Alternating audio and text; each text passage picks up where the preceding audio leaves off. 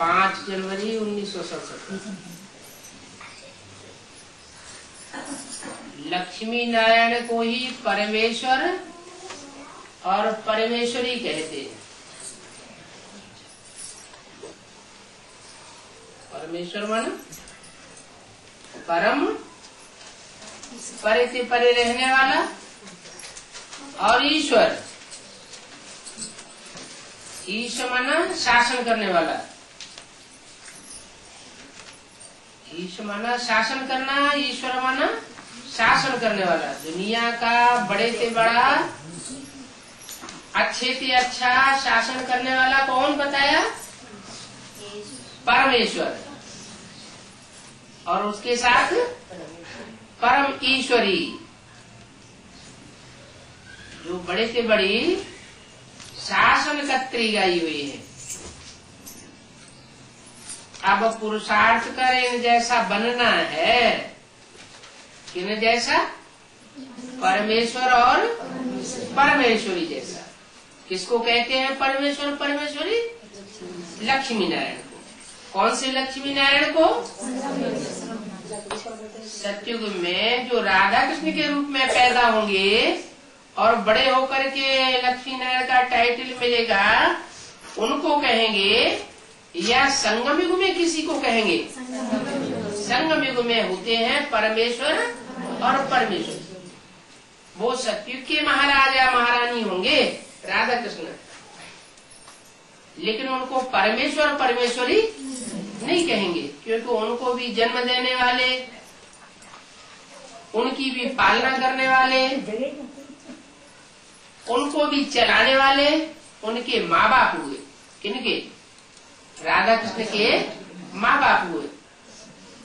तो जो राधा कृष्ण के भी सृष्टि के आदि में माता पिता हैं, वो हुए परमेश्वर परमेश्वरी। भारत की परंपरा में उनको कहते हैं शंकर पार्वती। ऊंचते ऊंचे भगवान है ना, ऊंचते ऊंचे भगवती है, तो उनको परमेश्वर परमेश्वरी कहते हैं। जरूर उन्होंने अच्छे से अच्छा और बड़े से बड़ा शासन किया होगा। दुनिया में बड़े बड़े महत्वाकांक्षी हुए हैं, जिनकी इच्छा थी कि हम सारी पृथ्वी पर राज्य करें, सारी दुनिया पर राज्य करें, लेकिन उन्होंने रास्ता गलत अपनाया।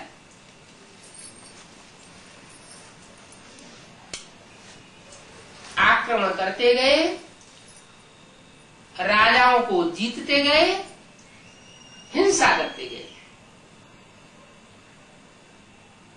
लेकिन जो सृष्टि में परमेश्वर परमेश्वरी गाए हुए हैं, उन्होंने कोई प्रकार की हिंसा नहीं की। अहिंसक बनकर के सारी सृष्टि पर राज्य किया। तो पुरुषार्थ करके इन परमेश्वर परमेश्वरी जैसा बनना है। और कोई साधु महात्मा पास ऐसे गोद में नहीं जाएंगे। कैसे? जैसे इन परमेश्वर परमेश्वरी की गोद में तुम बच्चे जाते हो, ऐसे कोई और धर्मात्मा के पास नहीं जाते। यहाँ तो समझाया जाता है, पवित्र रहने की प्रतिज्ञा कर फिर गोद में आओ। पहले क्या करो? पवित्र रहने की प्रतिज्ञा करो पक्की, कि हम जीवन भर पवित्र रहेंगे। एक शिव बाबा, दूसरा न कोई। ऐसे किसी को गोद में नहीं लेते हैं। कैसे? जो प्रतिज्ञा न करे, पवित्रता का विरुद्ध पालन न करे, तो उनको गोद में लेते नहीं हैं। 12 मास पवित्र रहे तब ले सकते हैं। क्या कहा? कम से कम 12 मास पवित्र रहे, तब उसको गोद का बच्चा बना सकते हैं। बाबा बहुत स्ट्रिक्ट रहते हैं।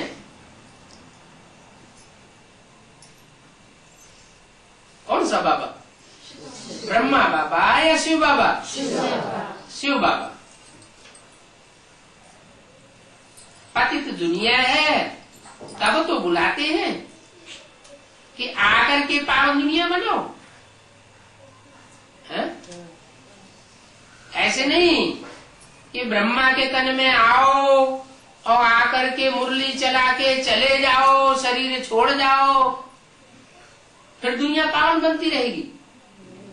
ऐसी बात नहीं है। क्या कहते हैं? बुलाते हैं कि आकर के पावन दुनिया बनाओ, आकर के पावन दुनिया बनाओ, या मुरली सुनाकर चले जाओ फिर हम पावन बनते रहेंगे। ज्ञान सुनाना लक्ष्य नहीं है। लक्ष्य क्या है? सारी सृष्टि को पावन बनाना।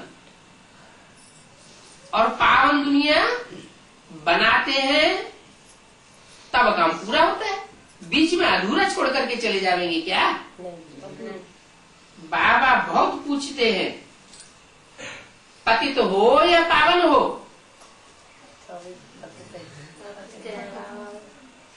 पूछते हैं ना, तो बेचारे क्या कहें? पहले तो बाबा पूछते हैं, विकारों में ही जाने वाले को पतित कहा जाता है। काहे में जाने वालों को? विकारों। विकार, कार माना कार्य। कैसा कार्य? वि, जो श्रीमत के विपरीत है। श्रीमत क्या कहती है? सुख दो और सुख लो। ऐसा कोई कार्य न करो विपरीत जो दूसरे को दुख हो जाए। अगर दूसरे को दुख होता है और ऐसा कार्य कोई करता है तो उसको कहेंगे विकार, विकृति। कैसी कृति? कृति माना कार्य, कार माना कार्य, वि माना विपरीत कार्य, उल्टा काम कर लिया। उल्टा काम माना पाप कर लिया, और सुल्टा काम माना पुण्य किया। जैसा बाप चाहते हैं कार्य कराना। भ्रष्टाचार से, विकार से तो सब पैदा होते हैं। क्या इस दुनिया में ऐसा कोई भी जीव जंतु नहीं है, कोई भी मनुष्य नहीं है जो विकार से पैदा न हुआ हो।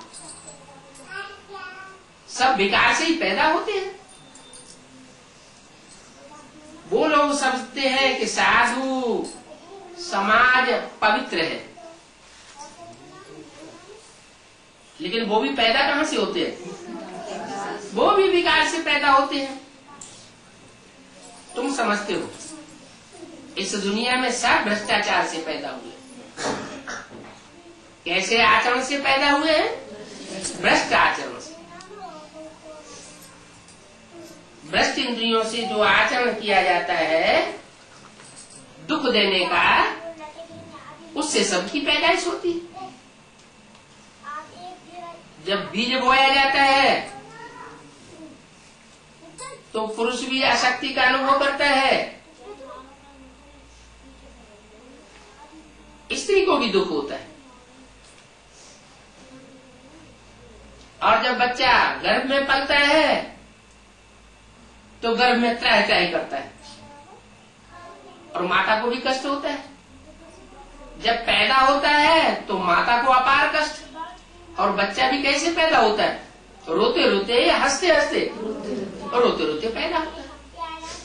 तो जिसकी शुरुआत ही ऐसी है दुखदायी, तो जीवन कैसा होगा? दुखदायी जीवन होता है। तो तुम समझते हो सारे ही इस सृष्टि पर भ्रष्टाचार से पैदा हुए हैं। लेकिन लक्ष्मी नारायण का शरीर तो भ्रष्टाचार से पैदा नहीं हुआ है ना। लक्ष्मी नारायण का जो जन्म होगा अथवा राधा कृष्ण का जो जन्म होगा, राधा कृष्ण पहले या लक्ष्मी नारायण पहले? आधे बोल रहे हैं लक्ष्मी नारायण पहले, आधे बोल रहे हैं राधा कृष्ण पहले। लक्ष्मी नारायण पहले होते हैं, वो परमेश्वरी होते हैं, फिर उनसे जन्म होता है राधा कृष्ण जैसे बच्चों का। तो बोला राधा कृष्ण का शरीर तो भ्रष्टाचार से पैदा नहीं हुआ, फिर काहे से पैदा हुआ है? हाँ, जो श्रेष्ठ वाइब्रेशन बने, श्रेष्ठ दृष्टि बनी, उस दृष्टि से सबसे पहले उनके अपने शरीरों की 5 तत्वों की जो काया है वो कंचन काया बने। तो इससे श्रेष्ठ आचरण और कोई होता ही नहीं। लक्ष्मी नारायण जो है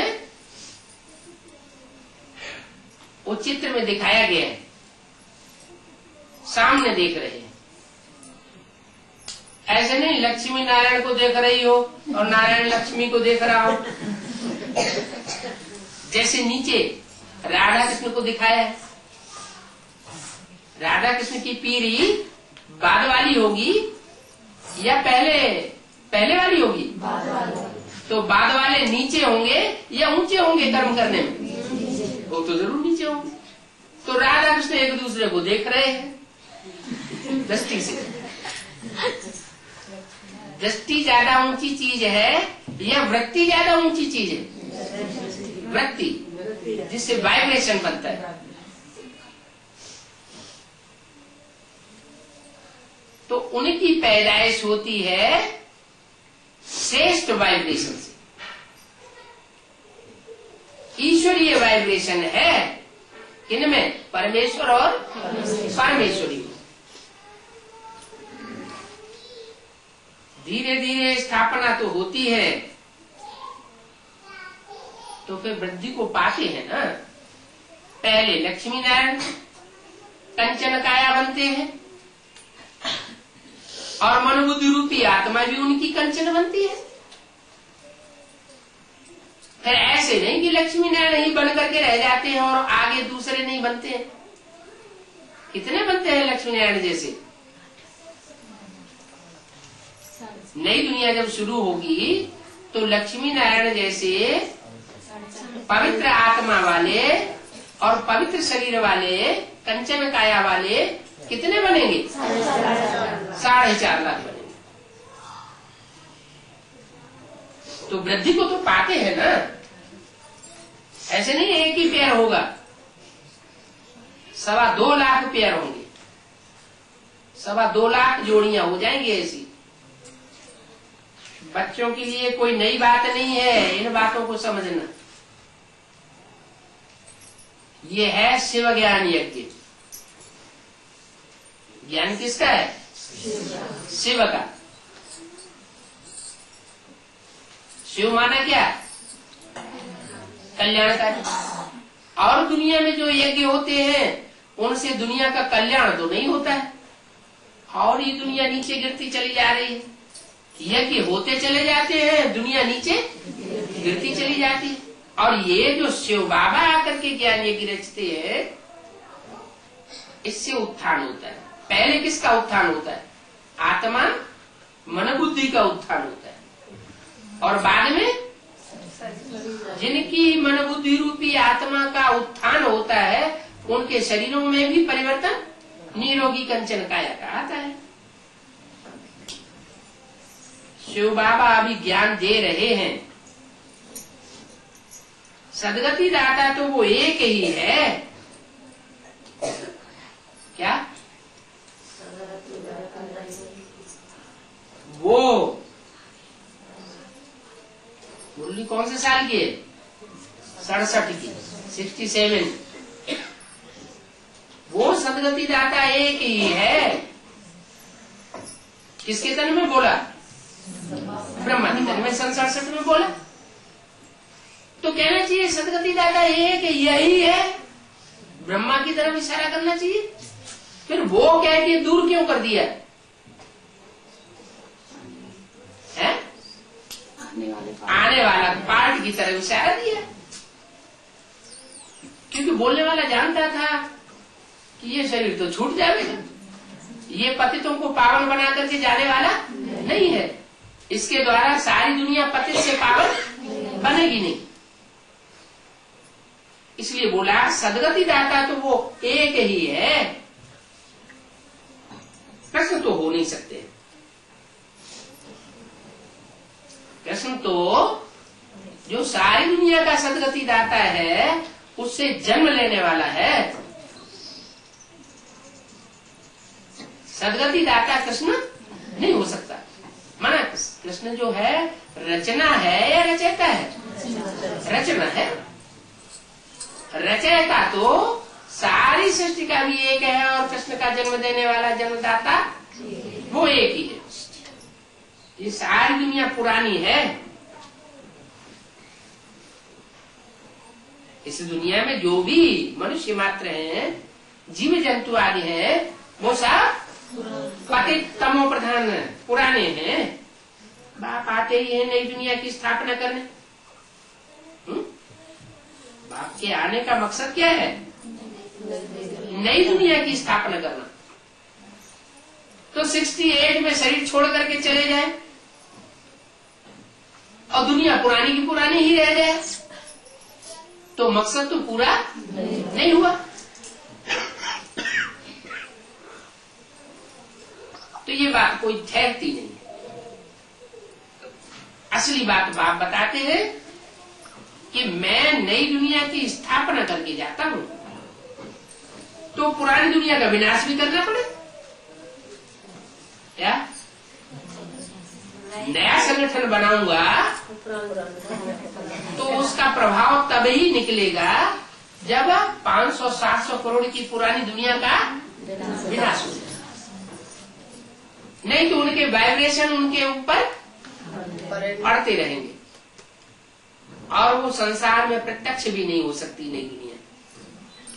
बल कहते हैं कि नरक के अंदर, नरक के बीच स्वर्ग का नजारा देता हूं। क्या?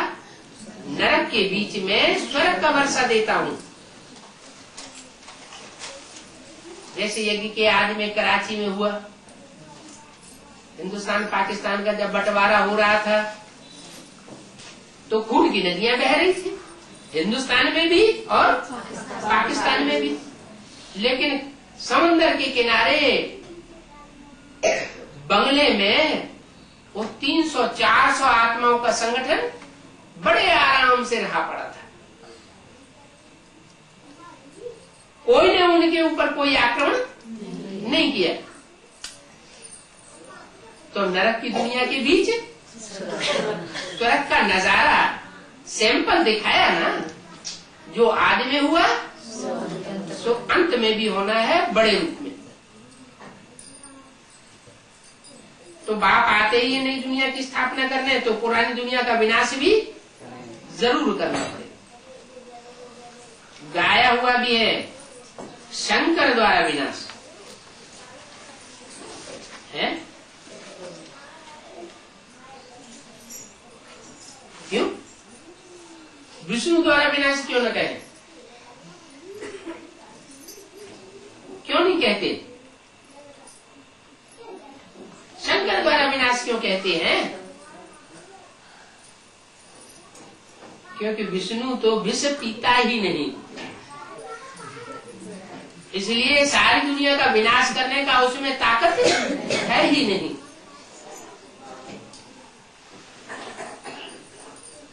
जब सागर मंथन हुआ तो कहते हालाहाल विष निकला।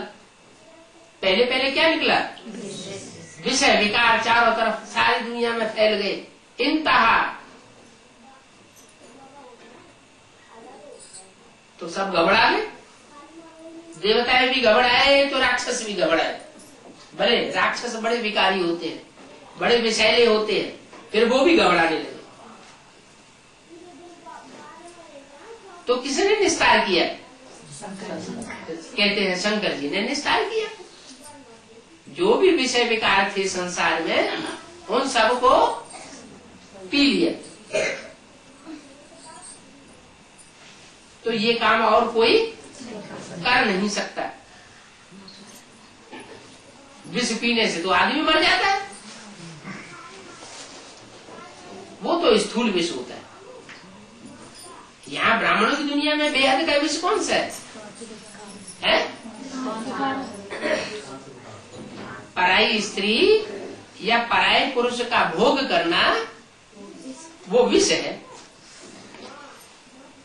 ये विषय विकार ज्ञान में चलने वाला अगर कोई भी उपयोग करता है तो अनिश्चय बुद्धि बन जाता है, उसकी बुद्धि में से ज्ञान निकल जाता है।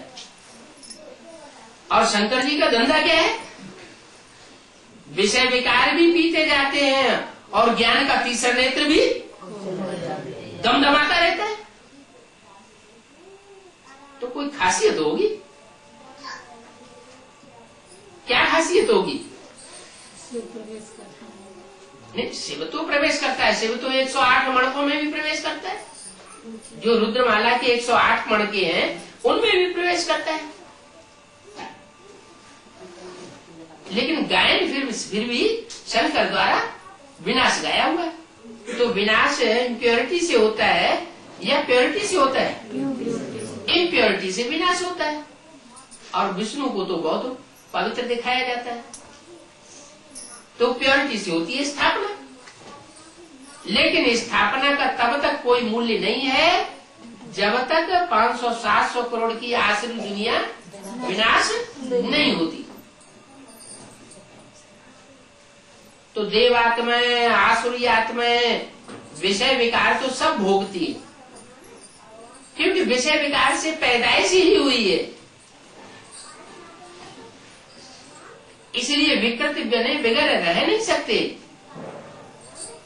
लेकिन जो नया संगठन तैयार होता है ब्राह्मणों का, जो ब्राह्मण सो देवता कहे जाते हैं, उनकी संसार में प्रत्यक्षता तभी हो सकती है जब पुरानी दुनिया सब खलास हो जाए। तो इन ज्ञान की बातों को तुम्हारे सिवाय कोई और नहीं समझ सकते। यह तो बादशाही स्थापन हो रही है।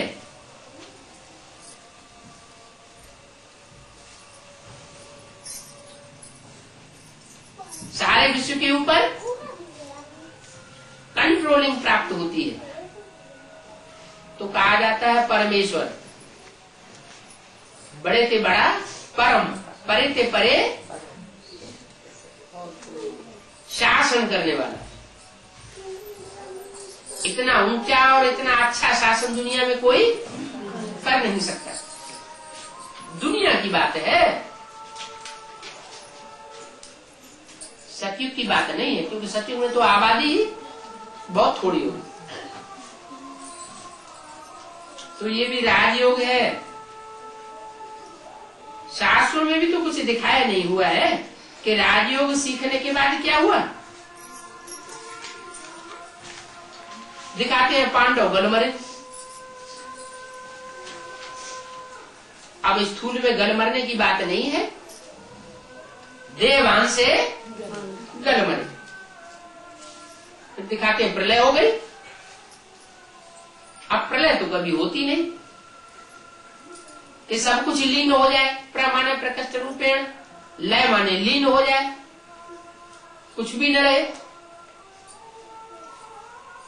ये 5 तत्व जो दुनिया में है वो कभी नष्ट नहीं होते। आत्माएं कभी नष्ट नहीं होती और परमात्मा का पार्ट भी नष्ट नहीं होता। ये अनादि है। तो वो तो प्रलय दिखाई देती है। फिर क्या हुआ? दिखाते हैं 5 पांडव थे और एक कुत्ता था।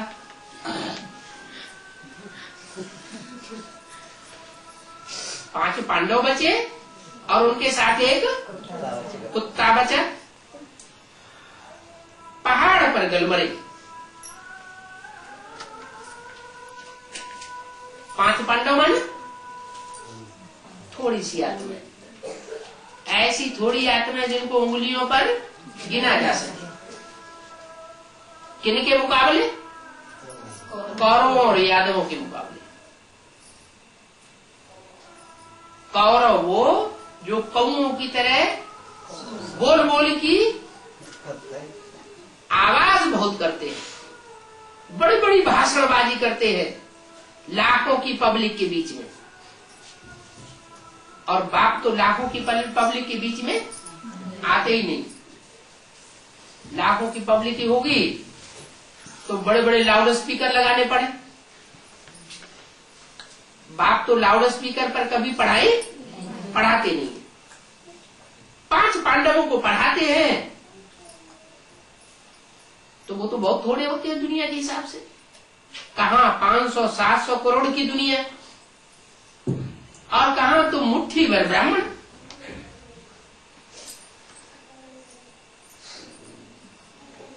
तो 5 पांडव बचे और एक कुत्ता साथ में गया। एक कुत्ता को ही दिखाते हैं पांडवों के साथ, है? कुत्ता माने कामी कुत्ता। कोई आत्मा है जो यज्ञ के आदि में भी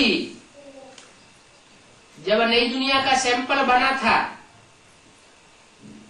तो उस नई दुनिया में थी, तो आदि में थी तो अंत में भी रहेगी जरूर। हाँ, उसका शासन नहीं चलेगा, उसका कुत्तपना मर्ज हो जाएगा। रहेगा तो, लेकिन कुत्तपना मर्ज होकर के रहेगा और 2500 वर्ष तक मर्ज होकर रहेगा। और जैसे ही द्वापर शुरू होगा, इब्राहिम की सोल ऊपर से आएगी और फिर कुत्तपना शुरू हो जाएगा। कहते हैं पहाड़ पर गलमर। पहाड़ माना ऊंची स्टेज। कोई पहाड़ पर गलमरने की बात नहीं है, बर्फ में ऊंची स्टेज में। जैसे बर्फ होती है ना, तो बर्फ में अगर कोई आदमी दब जाए तो क्या होगा? शरीर भी जाम हो जाएगा ना। वो तो हद की बात हुई। यहां जाम करना है संकल्पों को। ऐसी ऊंची स्टेज पकड़नी है कि जो भी अच्छे बुरे सब तरह के संकल्प चलते हैं वो सारे संकल्प जाम हो जाते हैं, बर्फ की तरह। तो जैसे परमधाम की स्टेज बन गई। परमधाम में कोई संकल्प विकल्प चलता ही नहीं। अगर पहाड़ पर जाकर के गल मरे तो क्या ये जीवघात नहीं हुआ? स्कूल में कोई पहाड़ों पर जाकर गल मरने की बात नहीं है, जीवघात की बात नहीं है। बाप तो आकर के हमें सिखाते हैं जीते जी मरना है। तो ऐसी आत्मा की ऊंची स्टेज बनती है। कैसी ऊंची स्टेज बनती है? जिसमें निराकार आत्मा के सिवाय और कुछ भी भान ही नहीं रहता। बच्चों को गुप्त अथाह खुशी होनी चाहिए। क्या खुशी कैसी हो? अंदर अंदर की कापारी खुशी हो और अथाह खुशी हो। जैसे पानी अथाह होता है ना कहीं समंदर में या कोई नदी में, तो ऐसे अथाह खुशी हो जिसकी कोई था ले न सकता। अरे इनको ये खुशी कहां से मिल गई? दुनिया में तो इतना रौरव नरक लगा पड़ा है, इनको कहां से इतनी खुशी आ रही है? खत्म ही नहीं होती। ऐसी स्टेज बच्चों की बननी चाहिए। अभी है ब्रह्मा की रात। क्या? अभी ब्रह्मा की रात है, दिन तो नहीं है, है? रात में तो ठोकरें खाते हैं और दिन में तो चकाचक हो जाते हैं। तो रात है ब्रह्मा की, माना अज्ञान अंधेरी रात है। इस अज्ञान अंधेरी रात में सूरज की रोशनी दिखाई नहीं पड़ती। जैसे कि सूरज है ही नहीं। क्या जब रात हो जाती है तो दुनिया में सूरज रहता है या नहीं रहता है? नहीं रहता। सूरज तो रहता है। अरे इस पार नहीं रहता है तो पृथ्वी के उस पार उसकी रोशनी रहती है। सूरज तो खलास नहीं होता, लेकिन देखने वालों को दिखाई अगर दिखाई पड़ता भी है रात के 12 बजे तो विदेशी लोग पहले देख लेते हैं। क्या कितने साल हो गए एडवांस ज्ञान को चलते हैं? 30 साल हो गए। 30 साल में अभी तक भी उत्तर भारत के कुंभकर्ण नहीं जग पाए और दक्षिण भारत की आत्माएं जो भाषा भी नहीं जानती, हिंदी जानती ही नहीं बोलना समझना, उनकी लाम लगी हुई है आने जाने की। वो समझ रही, वो जानती है कि सूरज है 76 उस समय से ही निकला हुआ है। सूर्य जो है रात के 12 बजे तक डूबता रहता है और 12 बजे के बाद उदय होने लगता है। भले दिखाई नहीं पड़ता, लेकिन उनकी अकल समझ जाती है कि सूर्य अब ऊपर आने लगा।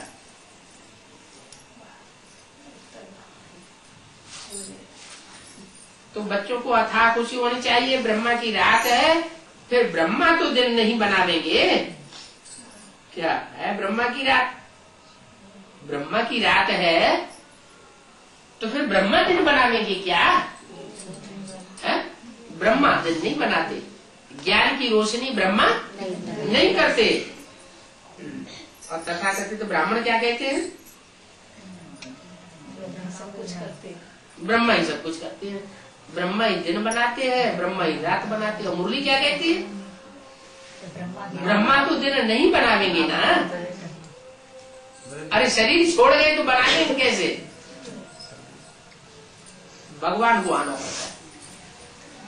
क्या ब्रह्मा दिन नहीं बनाते? दिन माने सतयुग रूपी सवेरा नहीं बनाते हैं। कौन बनाता है? भगवान को आना पड़ता है। कोई दूसरा रूप धारण करता है? सेवक ओरिजिनल रूप में बिंदु है।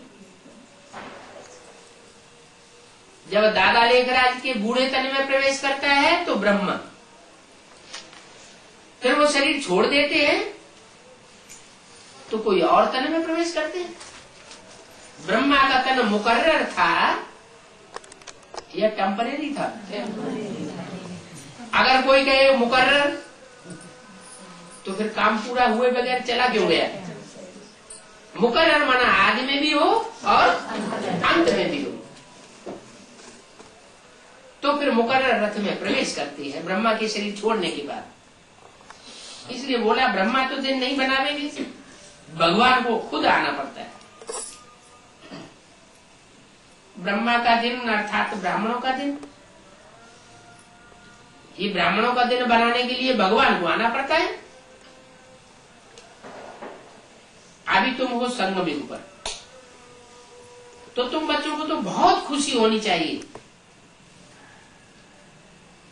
संगम युग पर कापारी खुशी होनी चाहिए। क्यों? हाँ, क्योंकि दिन बनाने के लिए भगवान स्वयं आए। हम ब्रह्मा से हमारा कोई लगाव नहीं है। उनके लिए तो मुरली में ही बोल दिया इनका फोटो भी नहीं रखना। अगर इनका फोटो भी रखेंगे इनको याद करते रहे। फोटो किस लिए रखा जाता है? याद करने के लिए रखा जाता है, स्मरण करने के लिए रखा जाता है, या कीर्तन करने के लिए, महिमा बताने के लिए रखा जाता है। तो अगर तुम इनका फोटो रखेंगे ब्रह्मा का तो पतित हो जाएगा, क्योंकि उन्होंने तो अकाली मौत में शरीर छोड़ा। तो जो भी तथाकथित ब्रह्मा कुमार कुमारी ब्रह्मा को याद करते हैं, उनकी हालत क्या होती जाती है? अंत समय में अकाली मौत में ही शरीर छोड़ते जा रहे हैं। अभी तो कम छोड़ रहे हैं, इशारा दे दिया है, आगे चल के धड़ाधड़ हाथ फेल होना शुरू हो जाएंगे।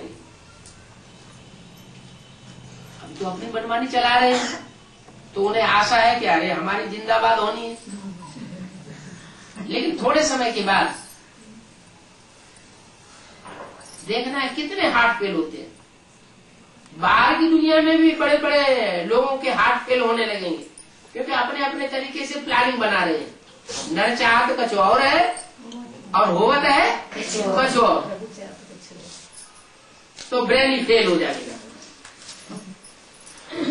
लेकिन तुम बच्चों को बहुत खुशी होनी चाहिए, एक ही बाप और एक ही टीचर और एक ही सदगुरु है।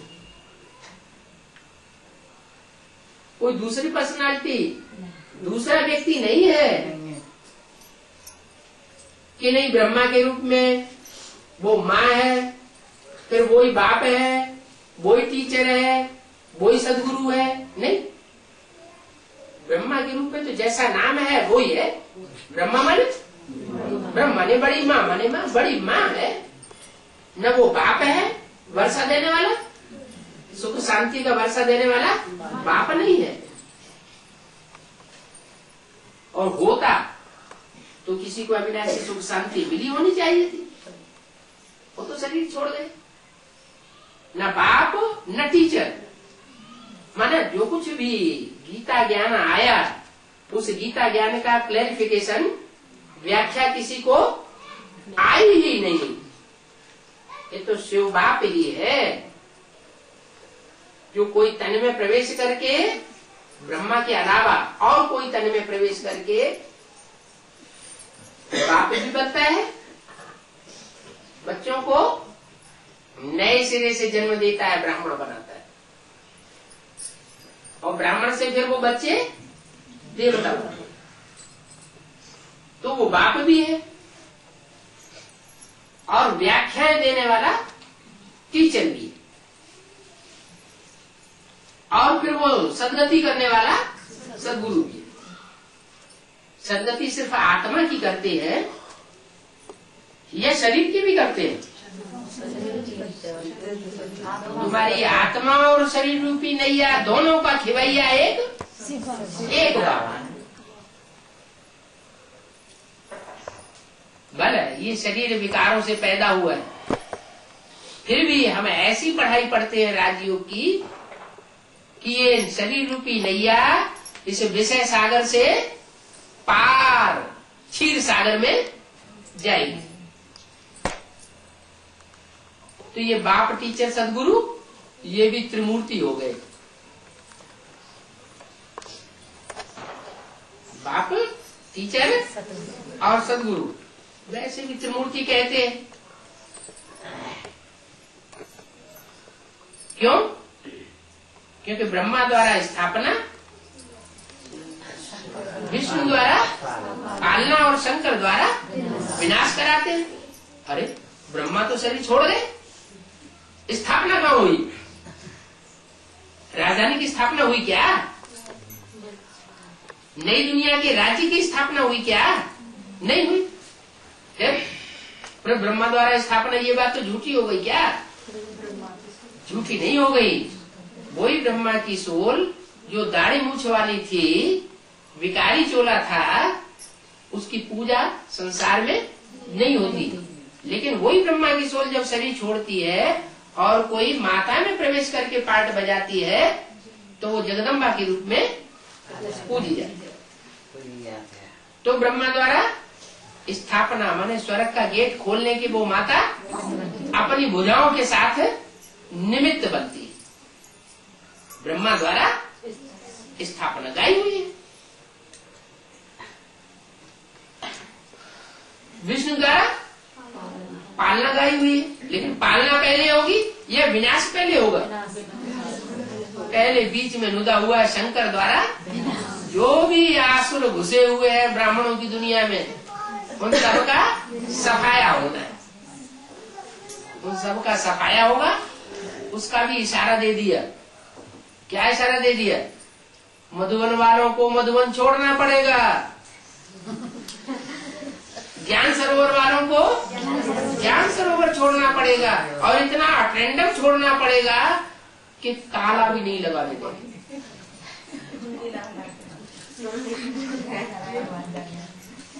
इतनी इमरजेंसी पड़ जाएगी कि अपनी अलमारियों में, अपने कमरों में ताला भी लगा के नहीं भागेंगे, ऐसे ही भाग खड़े होंगे। ऐसे भाग जाएंगे तो छोड़ जाएंगे, वो हमारे लिए छोड़ जाएंगे। सन 82-83 की व्यक्तवाणी में ये भी बोल दिया, रावण इस समय 20 नाखूनों का जोर दे करके तुम्हारी राजधानी तैयार कर रहा है। इतनी बड़ी बड़ी बिल्डिंगें तैयार हो रही हैं, जगह खरीदी जा रही है, उनके काम आने वाली नहीं है, ये तुम्हारे लिए तैयार हो रही है। वाले यही तो कह रहे थे कि तुम्हारे बाबा क्या कर रहे हैं, हमारी दादी तो अबू जगह खरीद रही है। तो कहना चाहिए कि हमारे बाबा जो से विश्व की बादशाही लेते हैं और तुम भागदौड़ से लेना चाहते हैं, देवान से लेना चाहते हैं, तो कैसे बन जाएगी? तुम हमारे बाबा नहीं कहना हमारे बाबा तुम्हारे बाबा हैं तो एक ही, लेकिन तुम हमारी तुम्हारी कर रही हो।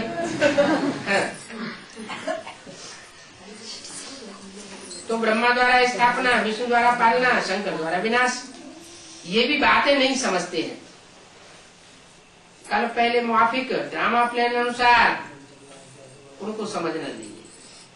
क्या उनको नहीं समझना है? इसमें सावधानी भी बड़ी चाहिए। एक बार विकर्म हुआ तो भी पद भ्रष्ट हो जाएगा।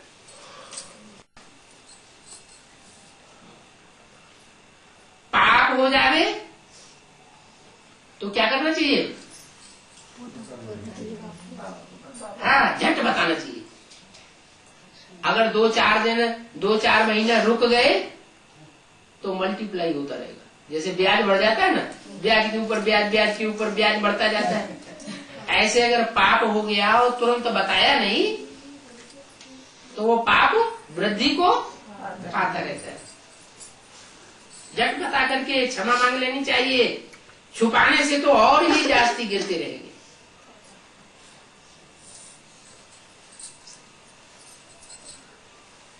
विकर्म हो जाए तो बताओ, इस जन्म के किए हुए पाप वो भी बताओ।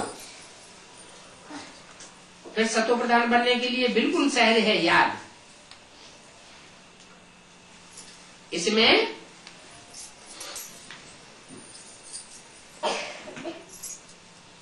माथा टिकाना पड़ता है। मुख से शिव शिव कहना भी नहीं है।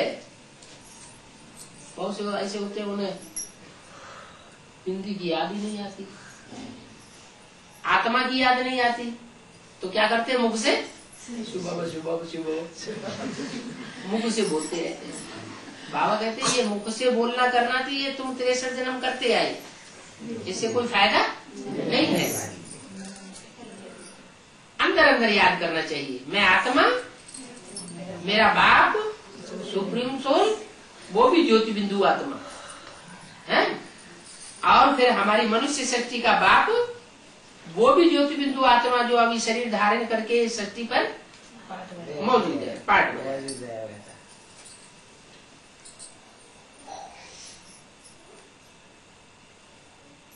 तो शिव से भी कहना नहीं है, तुम्हारा तो सब कुछ गुप्त है। क्या? पुरुषार्थ भी गुप्त, जो हम दान करते हैं वो भी हमारा गुप्त। ऐसे नहीं सबके सामने दिखा करके जेब में से नोट निकाले, ले बाबा।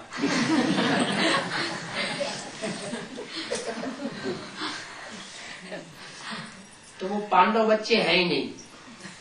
क्या वो है कौरव या यादव संप्रदाय।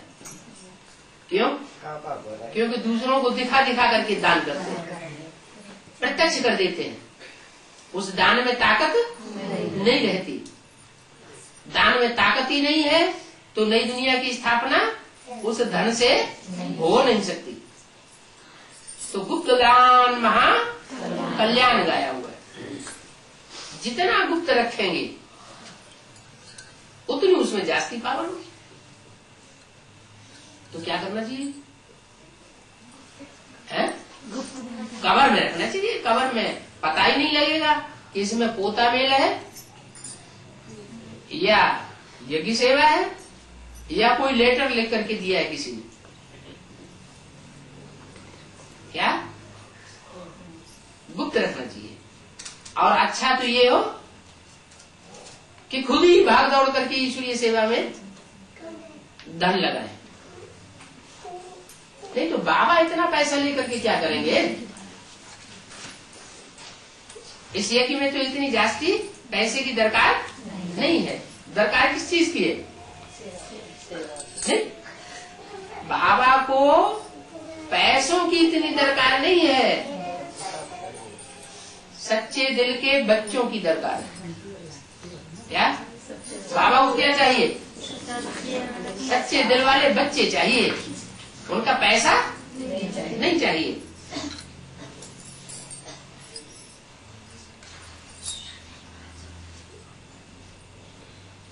बाबा कहने से रोमांच खड़े हो जाने चाहिए। स्वीट होम स्वीट राजधानी याद आती है ना। बापू भी कैसा है? स्वीट है।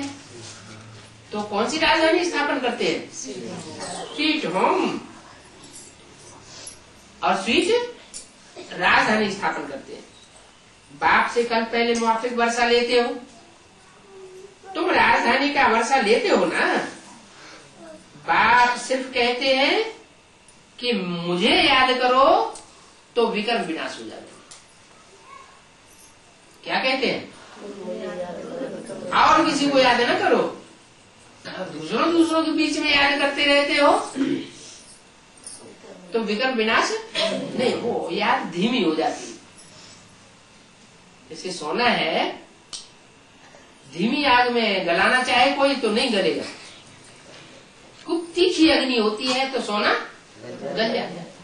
तो ऐसे ही याद की जो अग्नि है वो तीव्र होनी चाहिए और उस अग्नि में और दूसरे किसी की याद नहीं आनी चाहिए। घड़ी घड़ी याद करेंगे तो खुशी का पारा चढ़ जाएगा। बाप रचयिता है। क्या रचते हैं? बाप रचयिता है तो क्या रचते हैं? ये तो मालूम होना चाहिए ना। एक बार निश्चय हुआ कि यह बाबा है तो फिर संशय थोड़े ही जाना चाहिए।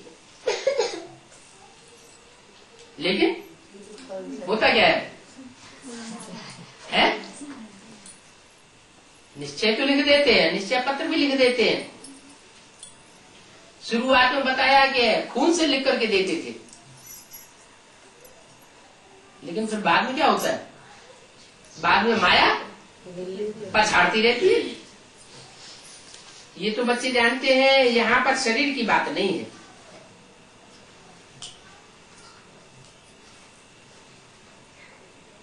उन देहधारी गुरुओं के पास आत्माओं का एक्यूरेट ज्ञान तो है नहीं। क्या? किन देहधारी गुरुओं के पास? ब्राह्मणों की दुनिया में भी जो देहधारी गुरु है उनके पास आत्मा का एक्यूरेट ज्ञान नहीं है। सिर्फ मोटा मोटा है, मैं आत्मा ज्योति बिंदु। ये थोड़ी पता है कि कौन सी ज्योति बिंदु आत्माएं कौन से धर्म में जाने वाली है, कौन से धर्म खंड में उनको अपना पार्ट बजाना है, किस किस तरह का पार्ट बजाएंगे। डिटेल कुछ भी उनको पता नहीं। तुमको तो आत्माओं का एक्यूरेट ज्ञान होता जाता है। क्या पता चलता जाता है कि ये आत्मा अपने संस्कार से मजबूर है। बल कितना भी ईश्वरीय ज्ञान लेती है लेकिन काम की वासना छोड़ नहीं पा रही है, तो कौन से धर्म में कन्वर्ट होने वाली होगी? इस्लामी धर्म की होगी। लोभ की वासना छोड़ नहीं पाती है, बार बार फेल हो जाती है, तो कौन से धर्म की हुई? मुसलमान धर्म की। तो तुम्हें तो एक्यूरेट पता होता जाता है। ये तो बच्चे जानते हैं, यहाँ पर शरीर की बात नहीं है। यहाँ तो बच्चा भी जानता है कि हम आत्माओं का एक ही बात है, हम सब ब्रदर्स हैं। हम आत्माएं बाप के साथ रहती है, बाप सब बच्चों को वर्षा दे रहे हैं। सब कितने? बाप सब बच्चों को वर्षा दे रहे हैं। 500 करोड़ को 500 करोड़ तो बच्चे हैं ही नहीं। वो तो दूसरे धर्म पिताओं को अपना बच्चा बाप मान लेते हैं, उन्हीं की मत पर चल पड़ते हैं। तो उसके बच्चे कहां से हुए? जो जिसका बच्चा होगा, जो जिसकी रचना होगा, तो जो रचना है वो रचयिता की कंट्रोल में होनी चाहिए ना। रचयिता बाप के कंट्रोल को मानती है तो उसका बच्चा है, नहीं मानती तो उसका बच्चा हो नहीं सकती। तो कितने होते हैं? 9 लाख बच्चे होते हैं। तो बाप सब बच्चों को वर्षा दे रहे हैं। शिव जयंती मनाते हैं। शिव क्या करते हैं?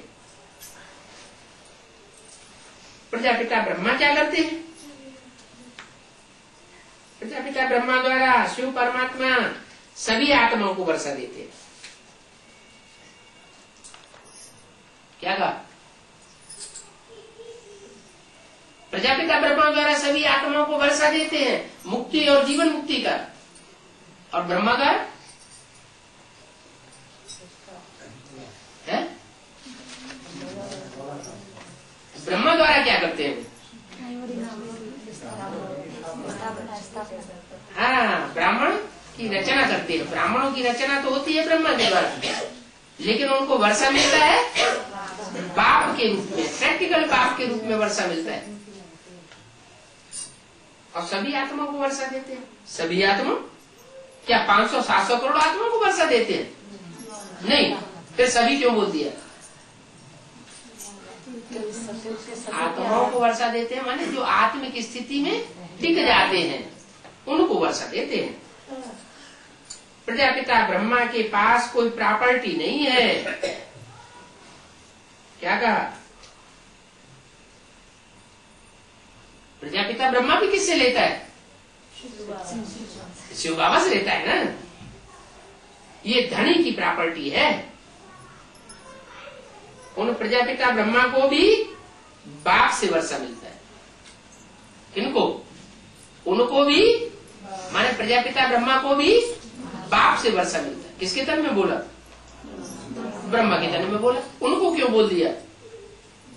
इनको कह देते अगर ब्रह्मा दादा लेकर आए, ये प्रजापिता ब्रह्मा थे, तो इनको बोलना चाहिए या उनको बोलना चाहिए? इनको बोलना चाहिए, लेकिन बोला क्या? उनको माने किनको? जो आने वाला पार्ट है, जो प्रजापिता का साबित होगा, सारी मनुष्य सृष्टि जिसे एडम आदम स्वीकार करेगी, उसकी बात है। उनको भी बाप से वर्षा मिलता है। बैगर टू प्रिंस बनते हैं। क्या कहा? प्रजापिता ब्रह्मा का क्या पार्ट बताया? पहले बैगर बनता है और फिर प्रिंस बनता है। बैगर माने? बैगर माने जिसके पास कुछ भी नहीं, घर परिवार कुछ भी ना हो। तो जगन्नाथ मंदिर में भुजाएं भी कैसी दिखाई जाती है?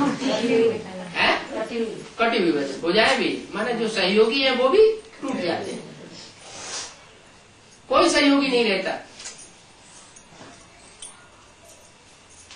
सारी दुनिया दुश्मन बनेगी, लेकिन बाप को मत भूलना। ऐसी हालत हो जाती है। तो पहले बैगर फिर प्रिंस आकर के बनाता हूं।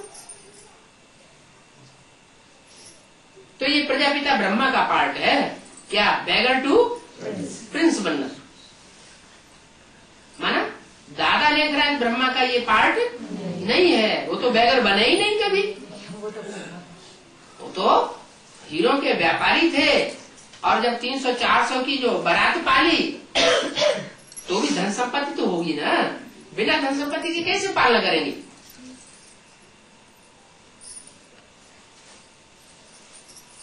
प्रजापिता ब्रह्मा के पास कोई प्रॉपर्टी नहीं है, ये धनी की प्रॉपर्टी है। उनको भी बाप से वर्षा बनता है, बैगर टू प्रिंस बनते। मुख से भी कहते हैं कि सब कुछ ईश्वर ने दिया है। शिव बाबा तो दाता है, सिर्फ युक्ति बताते हैं कि जो कुछ भी तुम्हारे पास है वो सब ईश्वर का समझो, हमारा नहीं है। किसका है? ईश्वर का। ईश्वरीय ज्ञान यज्ञ के लिए है।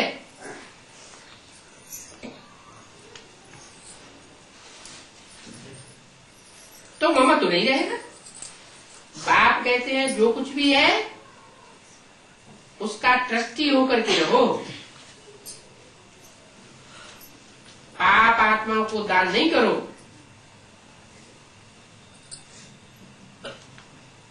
यज्ञ का पैसा और पाप आत्माओं के हाथ में चला जाए तो पाप किसको लगेगा? देने वाले को पाप लगेगा। तो बताया पाप आत्माओं को दान नहीं करो। अगर पाप आत्मा को दान किया तो पाप आत्मा क्या करेगा? उसको पाप के काम में लगा, रिश्वत दे देगा। कहीं अपना मान मर्तबा बढ़ाने के लिए बड़े बड़े ऑफिसरों को रिश्वत दे देते, अखबार वालों को रिश्वत दे देते, पुलिस वालों को रिश्वत दे देते। तो यज्ञ का पैसा बर्बाद हुआ ना। दिया किसने? है? अपने को भगवान साबित करने के लिए बड़े बड़े मेगा प्रोग्राम करते हैं। मेगा प्रोग्राम करते हैं, पब्लिक का पैसा लगता है। कहां से आता है? जो पब्लिक पैसा देती है वो यज्ञ का ज्ञान यज्ञ का पैसा हुआ ना। लेकिन लगा किस काम में? बजाय त्रिमूर्ति को साबित करने के, ब्रह्मा विष्णु शंकर की त्रिमूर्ति को प्रत्यक्ष करने के, किसे प्रत्यक्ष करते हैं? पोस्टर छपाए देते हैं। ऊपर ज्ञान सूर्य दिखाई दिया और नीचे दीदी दादी दादा दिखाई देते हैं। तो पाप हुआ, वो पैसा पाप के खाते में गया या पुण्य के खाते में गया? पाप के खाते में गया। तो पाप आत्मा को दान नहीं करो जो तुमको पाप लग जाए। दान दिया और उस आदमी ने कोई खराब काम कर लिया तो उस आदमी पर तो दोष आएगा ही, पाप चढ़ेगा ही, लेकिन देने वाले पर भी पाप है। उसने दिया ही ना होता तो फिर वो काम करता ही नहीं। अभी हम दान देते हैं बाप को, क्या कहा? हम किसी को नहीं देते। देते हैं तो किसको देते हैं? अभी माने कभी? अभी संगम युग में, हम पुरुषोत्तम संगम युग में देते हैं तो सिर्फ बाप को देते हैं और किसी को देते नहीं, क्योंकि हमें मालूम है कि सब भ्रष्टाचार से पैदा हुए। तो जिनकी पैदाइश ही भ्रष्टाचार से है वो पैसा भी कहाँ लगावेंगे? भ्रष्टाचारी दुनिया में ही लगावे। इसका एवजा विश्व की बादशाही मिलती है, क्योंकि हम दान देते हैं बाप को। मैं भी व्यापारी हूं ना, ये व्यापार है। बिरला ही कोई ये व्यापार करेगा। जो करते हैं वो पूरा वर्षा देते हैं। मम्मा ने व्यापार किया ना, मम्मा बिल्कुल गरीब घर की कुमारी, और मम्मा ने कितना ऊंच पद पाया। क्या बनती है? हाँ, राधा बनती है, लक्ष्मी बनती है। चलो कोई कन्या के तन में ही प्रवेश करके बनती है, लेकिन आत्मा तो दो हो गई ना, एक शरीरधारी आत्मा और दूसरी प्रवेश करने वाली। तो मम्मा बिल्कुल गरीब कुमारी है और कितना ऊंचा वर्षा पाया, कुमारी पर कुछ लगता नहीं है क्या? कुमारी के ऊपर कोई बोझ है? बोझ नहीं है, कुमारी तो स्वतंत्र होती है। माँ ने कुछ भी नहीं लाया और कितना ऊंचा वर्षा पाया। किसकी बात हुई? जगदम्बा सरस्वती होम राधे की बात हुई। वारस भी बनाना है, जो करेंगे सो पाएंगे। आत्माभिमानी बनने से फिर बच्चों को भी भाई समझेंगे। क्या कहा? घर परिवार में बच्चे भी होते हैं, बड़े भी होते हैं, लेकिन बच्चों की पिटाई कर देते हैं। कभी कभी गुस्सा आ जाता है।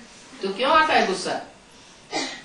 क्योंकि देवान होता है तो बच्चों की पिटाई कर देते हैं। अगर ये समझे कि ये भी आत्मा है, हम भी आत्मा है, तो पिटाई करने की बात नहीं रहती। भाई भाई समझेंगे तो फिर आत्मा अभिमानी कही जाएंगे।